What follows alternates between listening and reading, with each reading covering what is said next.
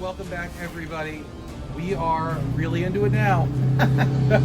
we're standing in front of the former Star Hotel.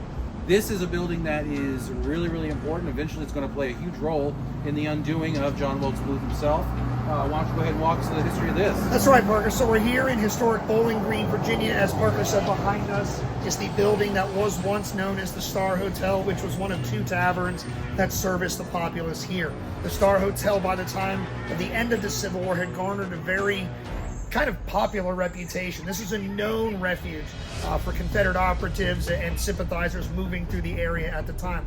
The three soldiers that Booth and Harold had linked up with in Port Conway and around Port Royal had made their way into town here. Booth had been left behind with David Harold on the farm of Richard Garrett. They are holding up inside of the tobacco barn.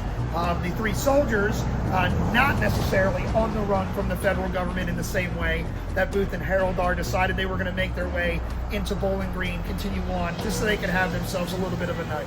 A few drinks, the company of some friends and others, things like that. And it's really here, like Parker said, Quick acquaintances. where Booth's undoing is put in motion. Now, his fate is not met here, but one of those three soldiers is a guy named Willie Jett. Willie Jett is going to make his way to the Star Hotel here, and he is going to have himself a night, and Union soldiers are going to be informed that Willie Jett is here. Now, why is this important? Because Willie Jett is being confirmed as having been seen with John Wilkes Booth right around the Port Royal area. So Union soldiers are kind of aware that Booth is semi-local. He's right around our vicinity. And knowing that one of those soldiers is directly here, maybe if we grab him, he'll be able to lead us to the ultimate prize, which is the capture of John Wilkes Booth.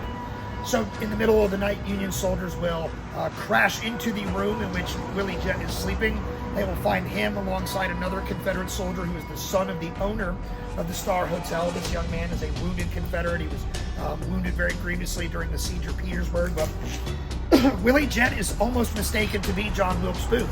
And to save his own life in the moment, because the cavalry that busted in there were quite literally ready to shoot him dead on sight, he will proclaim not only is he not Booth, but he will tell you where he is.